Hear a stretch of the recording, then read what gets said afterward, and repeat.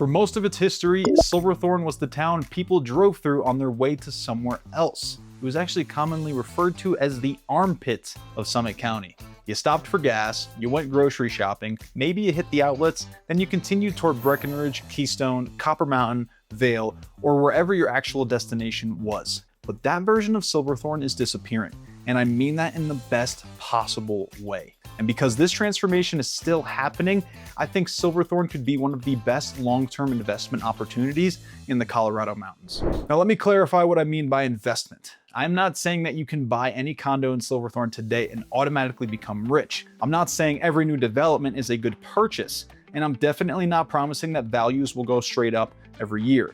That is not how real estate works. What I'm saying is that Silverthorne appears to be at an inflection point, and I'm not watching this from a distance. Silverthorne is where my family and I live. I've watched this town evolve, and the Silverthorne of today feels completely different from the Silverthorne people remember from 10 or 15 years ago. But to understand where Silverthorne is going, we first need to understand what it used to be. Silverthorne was historically Summit County's commercial hub. It had the highway access, the outlets, hotels, and many of the everyday services people needed.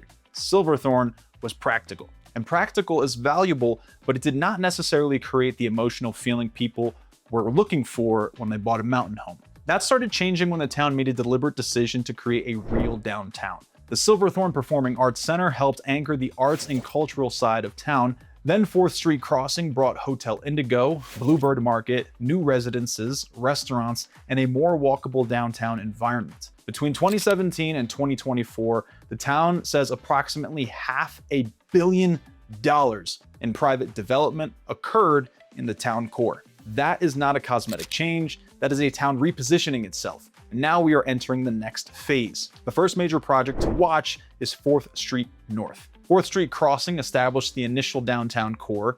4th Street North extends that momentum and starts filling in more of the area and growing residential neighborhoods. This project is not just one building. It includes 4 mixed-use buildings, a hotel, a parking structure, and a workforce housing building. Building permits have been issued for all 8 buildings, and the parking structure has already received its certificate of occupancy. The hotel planned as part of the project is a Holiday Inn Express, which is obviously not some ultra-luxury 5-star resort, but that is not the point. Silverthorne needs different layers of lodging. It needs the boutique experience of Hotel Indigo. It needs larger, recognizable brands for families and business travelers. More hotel capacity brings more people downtown. More people downtown supports restaurants, retailers, coffee shops, breweries, and local events.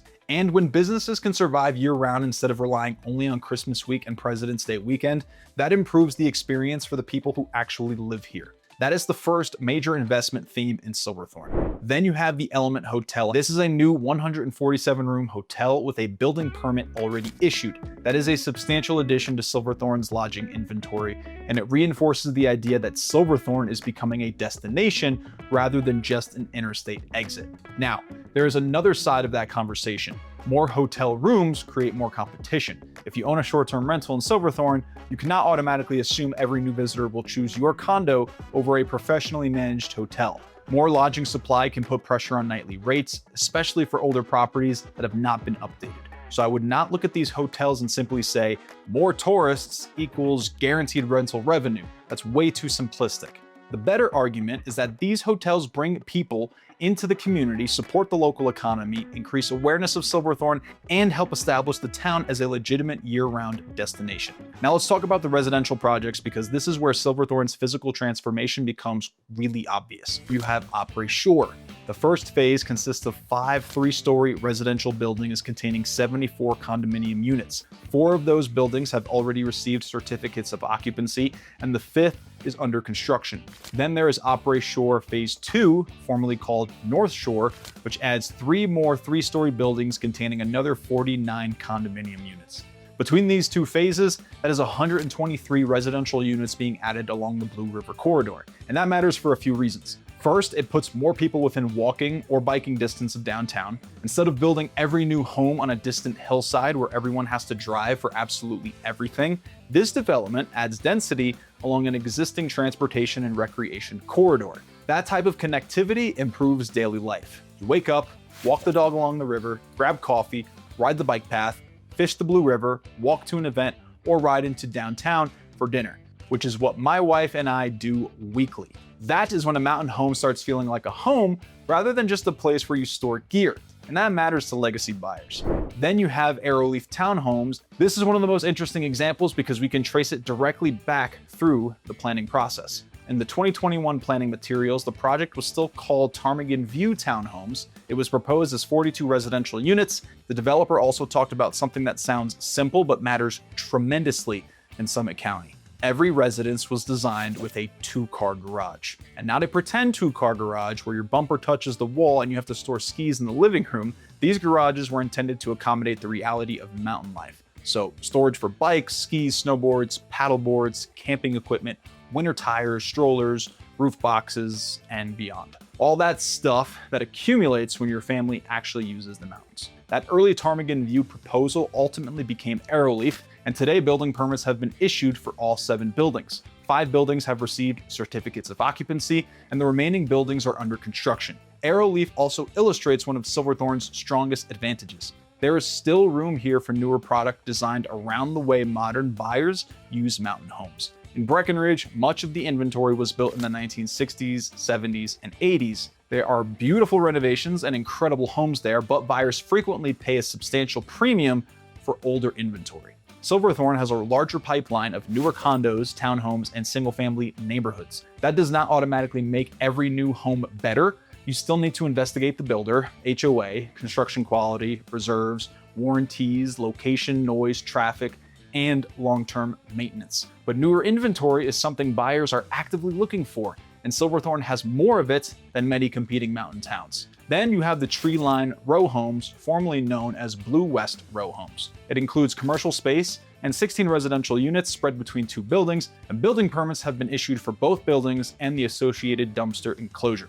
16 units is not going to transform the entire market by itself, but this is what good infill looks like. You take underutilized property inside the existing town core, add housing, add commercial activity, and connect it to the surrounding downtown instead of pushing development farther and farther away. That creates a more walkable environment and a strong local business ecosystem. Now, let's move away from the private developments because I think the public projects are just as important to the investment argument. The Silverthorne Recreation Center is currently undergoing an expansion of approximately 24,000 feet. This expansion includes a new multi-activity court gymnasium, expanded weight room space, dedicated areas for gymnastics and other youth activities, 2 new multi-use rooms, a viewing lounge, and a licensed school-age camp space. This is not just a nicer gym. This is infrastructure designed to make year-round family life work better. And for me, that is one of the most important pieces of the Silverthorne story.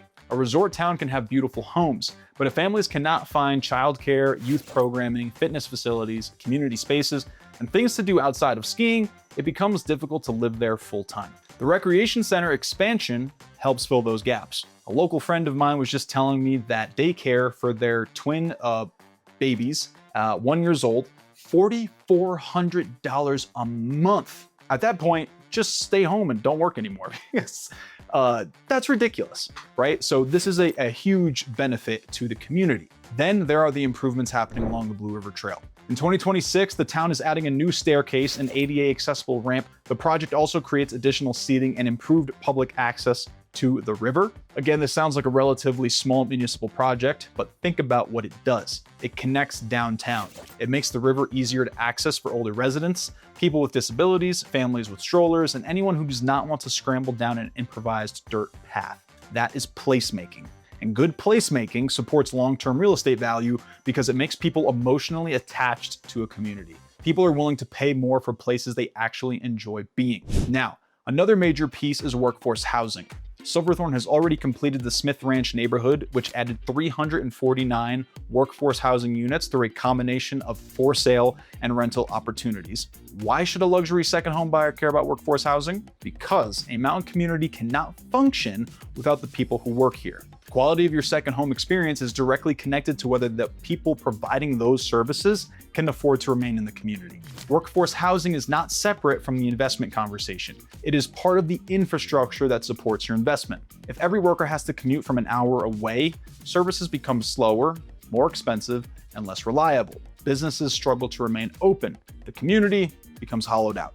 Silverthorne has been more aggressive than many resort communities on addressing that issue, and that gives it a stronger chance of remaining a real town instead of turning entirely into an empty collection of second homes. There is also a funding structure worth understanding. Silverthorne does not collect its own municipal property tax, although property owners still pay in other applicable county, school, fire district, and special district taxes. Instead, the town has historically relied heavily on sales tax, lodging tax, development-related revenue, and other funding mechanisms. The recreation center expansion, for example, is being funded through the town's lodging tax. Many newer developments also have a 1% real estate transfer assessment, or an RETA, that is paid when the property transfers. As a buyer, you need to know whether the property you are considering has that 1% assessment because it affects your closing costs. But there's another side to it. That money gets reinvested into the amenities that make Silverthorne more desirable. What else is potentially coming? Summit View is currently under review. The present proposal calls for 21 residential condominium units, underground parking, landscaping, and pedestrian pathways. There is also an application to rezone the property from riverfront zoning to a planned unit development structure, or a PUD, for those of you who have done multifamily real estate before. I want to be very clear. Summit View is not currently an approved construction project. It is a proposal under review. That means the design could change, the number of units could change, conditions could be added, or the application could ultimately fail to move forward. But it tells us where development pressure is heading. Rainbow Drive, the riverfront, Adams Avenue, and the town core are all becoming more connected and more valuable as Silverthorne continues filling in. The town has also made strategic land purchases involving the former Burger King, Pizza Hut, Family and Intercultural Resource Center, and old Summit Fire and EMS station properties. Not every one of those parcels has a finalized development plan today, but land ownership gives the town options. It can realign roads, improve circulation, create public spaces, partner with developers, and even add workforce housing, bringing commercial uses that residents have actually been asking for. That is another reason I think Silverthorne is super interesting. The town is not simply waiting for random development to happen to it. It has been purchasing strategic property, creating public-private partnerships, investing in infrastructure, and attempting to shape what the next version of Silverthorne looks like.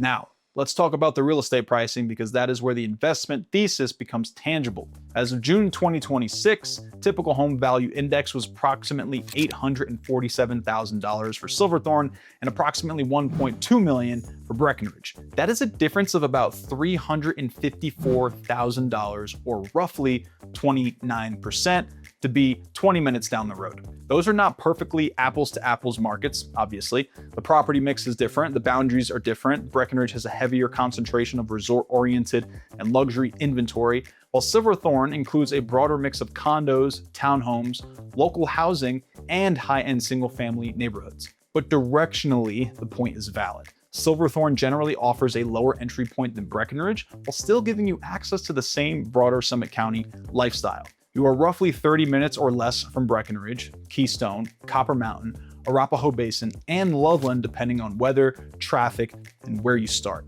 Vail and Beaver Creek are also within regional day trip range. You can reach Denver in roughly an hour and a half under favorable conditions. You have the Blue River, you have North Pond Park, you have the Recreation Center, you have trails connecting into the larger county system. You have restaurants, breweries, arts, theater, First Fridays, which are all time, and a downtown that is still gaining momentum. And unlike buying directly at one resort, you are not completely dependent on one ski mountain. That is the opportunity. You may still be buying below the price of some of the more established resort towns, while the town itself continues improving around you. But this is where I need to slow everybody down. Silverthorne is not a guaranteed appreciation machine. MLS data has showed Silverthorne values approximately 2.7% over the prior year as of June 2026. Nothing to write home about, but still the market is kind of flat right now in Summit County, which makes it a great opportunity for buyers. The town has experienced softer sales tax collections and has paused or slowed certain public projects to protect its finances, and mainly because of the crappy winter season that we had. More housing supply can create competition among sellers. More hotels can create competition for short-term rentals. More residents can create more traffic. Construction can be noisy and disruptive, and some of the same concerns raised in Silverthorne planning meeting 5 years ago are still relevant today. How much density is too much? Can Highway 9 and the local roads handle the growth? Are we protecting the wetlands and the Blue River? Are we preserving the mountain views? Are we creating walkability, or are we simply putting more cars onto the same roads? And those are all fair questions. And that is why I would not tell someone to blindly buy the newest property in town. You still need to look at the specific location. Silverthorne's growth creates opportunity, but it also makes due diligence important. So why do I think Silverthorne could be one of Colorado's next great mountain investment opportunities? Because it has several things happening at the same time. It has relative value compared with more established resort markets. It has direct interstate access and practical proximity to Denver. And perhaps most importantly, Silverthorne is becoming a place people want to spend time in rather than simply a place they drive through. That is the transformation. The investment opportunity is not just the new building. It is the town becoming more complete around the building. If you've purchased in downtown Silverthorne 10 years ago, you were buying before Hotel Indigo, before Bluebird Market, before many of the restaurants, before the art spot, before the trail lighting, before the current town core had really taken shape. You were buying a vision. Today, much of that vision is becoming real. The question is whether the next 10 years bring another stage of that transformation. And my guess is that they probably will. But I would still evaluate this as a long-term lifestyle investment. Do not buy because somebody promises that a new hotel is going to double your Airbnb revenue. The best version of this investment is a property your family enjoys using today in a location that has a reasonable chance of becoming even more desirable over time. That is how I look at Silverthorne. It is not simply a bet on appreciation. It is a bet on the town continuing to become a better place to live. So if you're thinking about buying in Silverthorne, call, text, or email me. We'll talk about the development pipeline, zoning, traffic, HOA, rental rules, future construction, river access, trail access, and how your family actually intends to use the home. Because buying into a growing town can create an incredible opportunity, but only if you buy the right property in the right part of that growth. Thank you guys so much for watching this week's video. My name is Anthony Soul with Live Sotheby's International Realty, and I will see you in the next one.